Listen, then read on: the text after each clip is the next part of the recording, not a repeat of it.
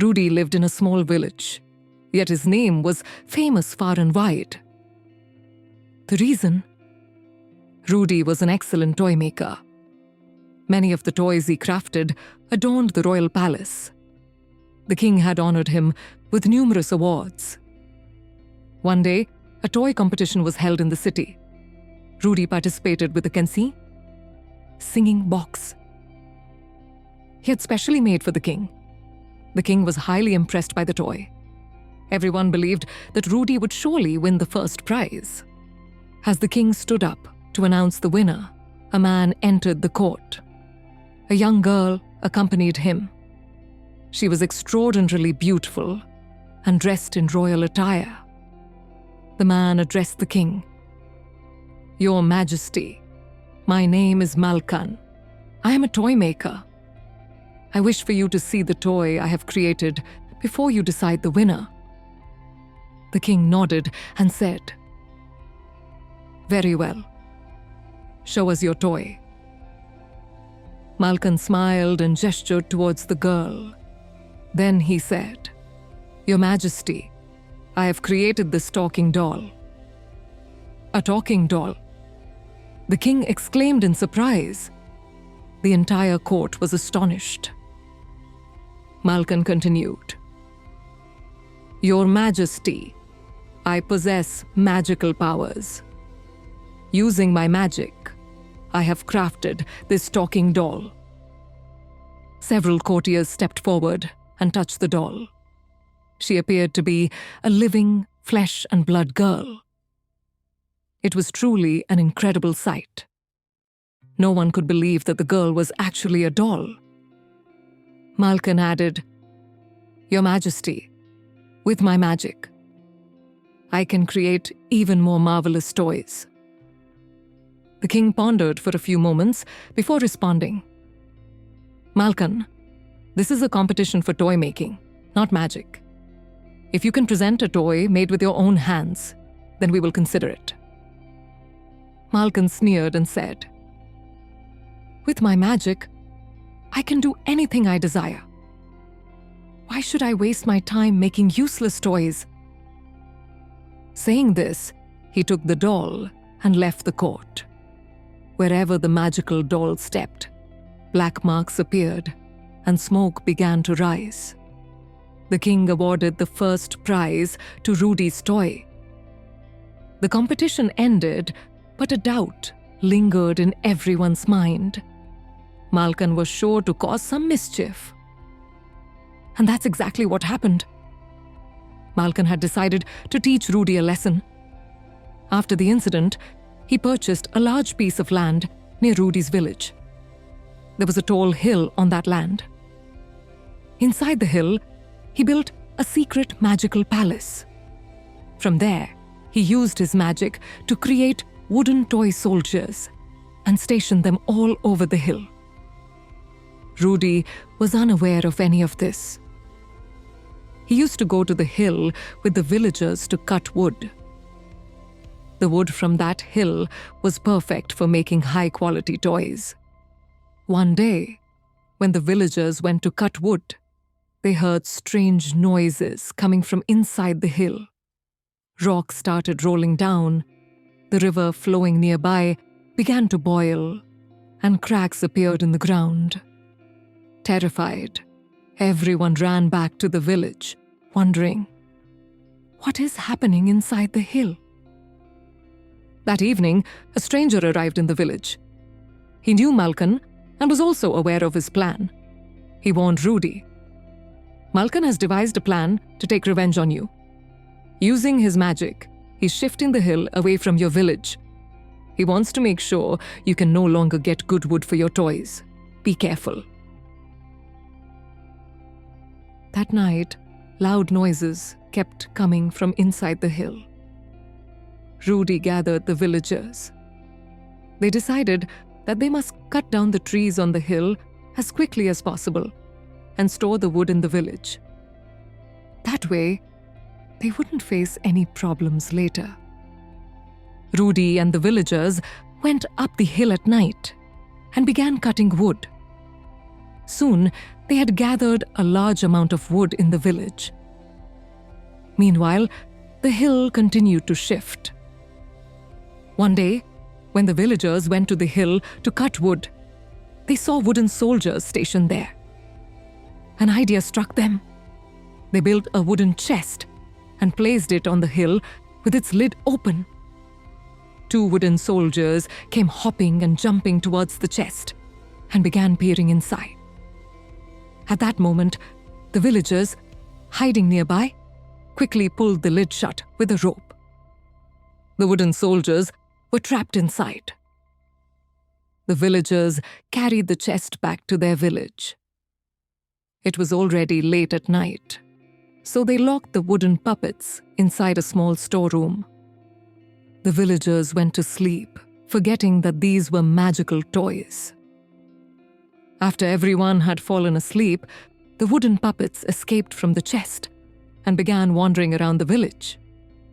They noticed the enormous pile of wood stored in the village. The puppets picked up a matchstick, gathered some dry straw, and set fire to the wood. The pile burst into flames. By the time the villagers woke up, a large portion of the wood had already burned. At first, no one could understand what had happened. But when they searched for the wooden puppets, they were nowhere to be found.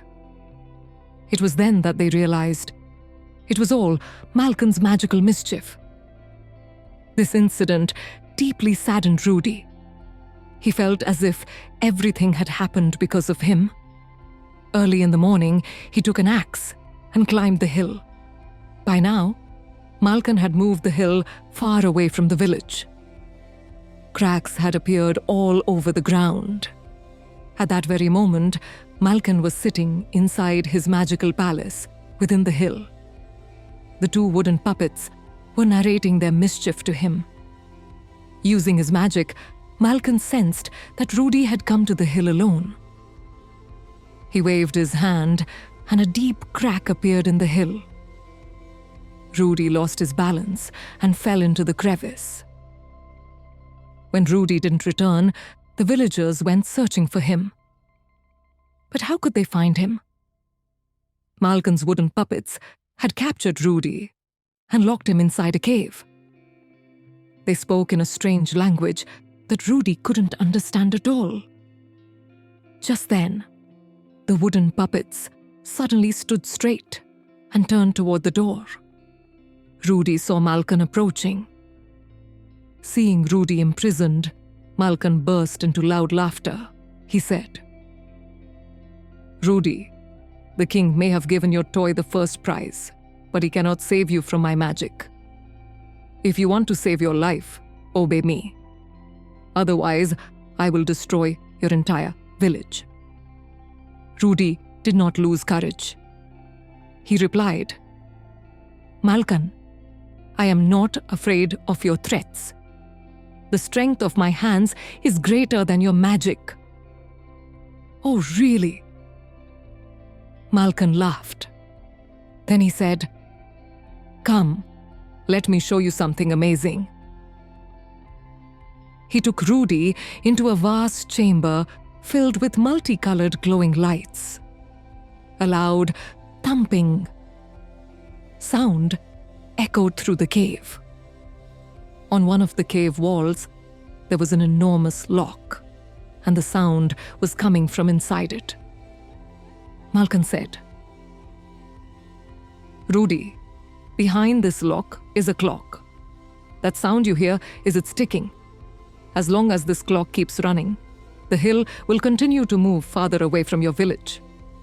Slowly, your village's crops will wither, the wells and ponds will dry up, and diseases will spread everywhere. I will take such revenge that your village will never forget." Meanwhile, the villagers were worried. There was no sign of Rudy anywhere. Beneath the village, a group of dwarfs lived. They were also aware of Malcolm's mischief and wanted to help the villagers, but they were afraid to enter Malcolm's magical palace.